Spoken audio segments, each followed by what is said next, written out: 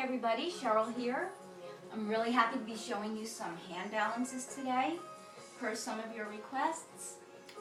You will need a yoga block, okay, or a book, a nice big book.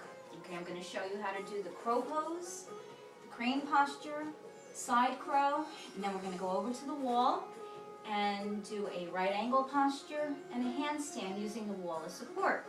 All right, real quick, I'm not going to give you a warm-up. I just want to say make sure you're nice and warmed up. Yogis, do a few sun salutations if you're going to be practicing some of the hand balances. If you don't know what the sun salutations are, you can hop on a treadmill or do a couple of good stretches or some ab work just to get the body nice and warmed. Okay, so I don't want to go over a warm-up. I want to focus mainly on the hand balances. Let me just tell you that the wrists are of major importance when you're doing the hand balances. So you want to make sure that the center of your wrists are centered, okay? And I'll show you as I go along. Okay, so make sure you're nice and heated, nice and warmed up, a good 10-minute warm-up. You're going to come over to your mat, okay, or a hard surface, okay, any kind of surface where you have some space, okay? You take your yoga block. So this is the crow pose. Take a yoga block and place it on your mat, okay? And you're going to step on top of the block, okay? And you're going to perch on the block. See, you can see my heels are lifted, my toes are on the center of the yoga block. My heels are lifted, and I'm going to use my hands now. You're going to form the shape. The reason it's called a crow pose, believe it or not, is because of the shape of the hands when you're holding up the body. So you want to cup your hands like a bird claw. You want to think bird claw hands, okay? You're going to place your hands about shoulder width apart, a foot or so in front of the block, and center the middle of your wrists and press down on your finger bones. You can see I have my hand cupped up, my hand's cupped up. Okay, so while you're perching on the block, elbows are slightly bent. You're going to open up the knees, open up nice and wide, and put a slight bend into your elbows, okay? And lift your glutes about knee height. You're going to lift your glutes about knee height, okay? And squeeze, try to get the knees to press against the side of the arms. And then pressing all 10 fingers into the mat and into your surface, you're going to come up more on your tippy toes on the block. Okay, modification, keeping the knees on the arms. You would lift one knee. Okay, you want to go more, lift one foot, and then eventually you lift 2 feet. Notice I'm not looking at my feet. My chin is forward. If you look at what you're doing and you look at the block, you're going to fall. So get used to looking straight ahead. To come down, toes on the block, and that's how you do the crow, using block.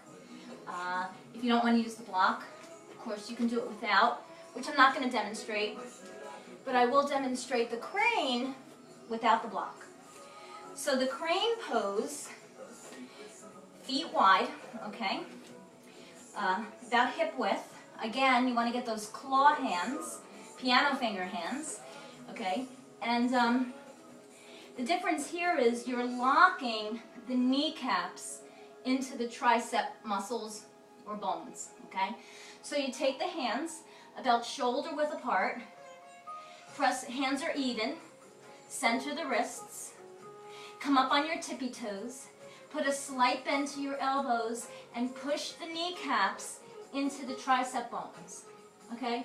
Chin is up, pick 1 or 2 feet up, okay? And you have a slight bend to your elbows. Toes are up. Chin is forward. When you come down, toes come down. Okay, in between, little stretch. Okay, you can step on your wrists. I'm just showing you a couple things you can do to alleviate any discomfort. And let me just mention, these type of postures strengthen your arms. Side crow, real quick. Same thing, bird hands. All right, you would, I'll show you sideways. So again, you're coming up on your tippy toes. From your hips down, you're going to be facing, I'm facing the right, but then from the hips up, I'm going to turn, okay? And I'm going to take my right elbow against the outside of my left thigh and press. My right hand gripping my mat. My left hand is out to the side. Okay, come up on the toes. Walk. It's kind of like sitting in a chair sideways, if you want to think of it like that. Okay, and then you just pick the feet up sideways to the side. So that's called your side crow. Basically balancing the side of your leg on the right tricep bone, just above the elbow. And then you come down. Okay, side crow. Quickly coming over to the wall. Using wall as support, you can't go wrong. For those of you that wanted me to show you how I get into the handstand using the wall as support, I'm going to come into what's called a right angle posture. Now here you want your hands flat. So you're spreading out your hands. They're shoulder width apart. My back is to the wall. Okay, I'm going to come into the downward facing dog, kind of neutral, okay?